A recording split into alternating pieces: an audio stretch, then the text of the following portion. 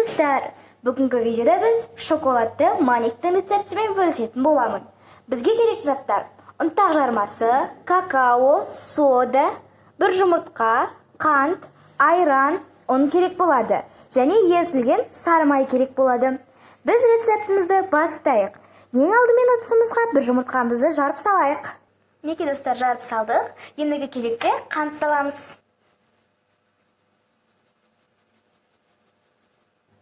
Енді жақсылап аппақ болып көпіргенше араластыруымыз керек.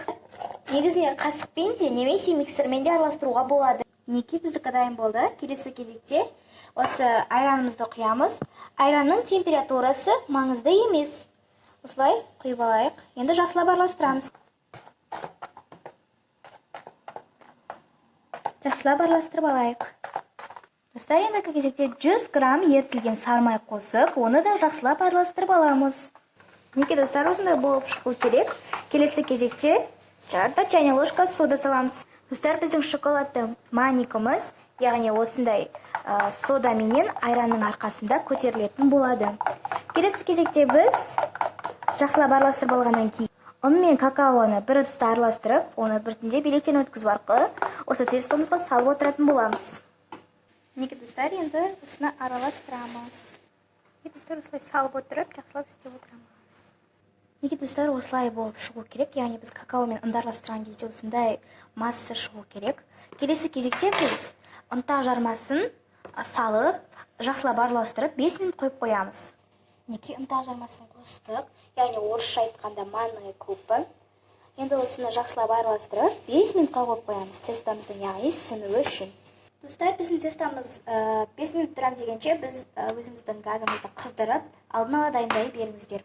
Достар, біз осындай арнайы ыдысымызға, яғни мен бұны 18-20 диаметрлік ыдыс, осыған біз жақсылап майды жағу арқылы дайындап аламыз. Қазір тестамыз дайын болған соң құйып пешке пісіретін боламыз.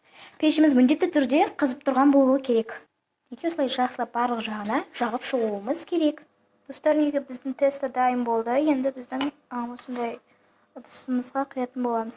Достар, енді осы тестамызды 180 градуста 30 минуттай пісіріп аламыз.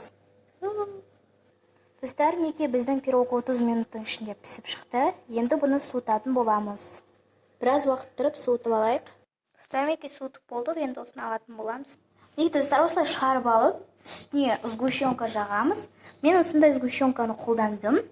Бетіне қасықпенен жақсылап жағып, осылай жасап шығамыз. Келесі кезекте ситадан какаоны өткізіп, бетіне себетін боламыз. Достар, осылай какаоны осылай өткізу арқылы жасаймыз. Сол кезде біздің тортымыз өте әдемі болып шығады. Сәнді, шоколадный торт болу үшін осылай бетінен өткізіп шыққанымыз жөн.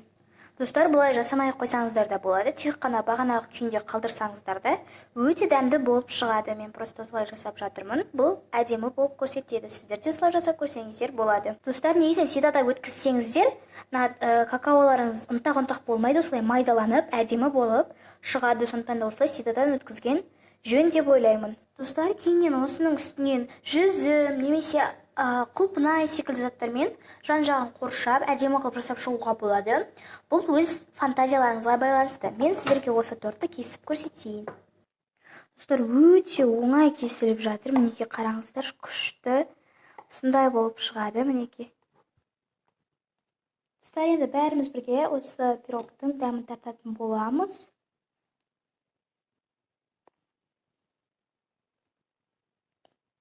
Шынымды айтсам, өте дәмді болып шыққан. Тіптіге дәмі аузыда ереді десек те болады. Бірінші жасағаннан ақ ғашық боласыздар. Өте керемет. Маған қатты ұнады, сіздерге де ұнайды деген ойдамын. Ендеше сау болыңыздар. Міндетті түрде маған тіркеліп, лайк қойды ұмытпаңыздар.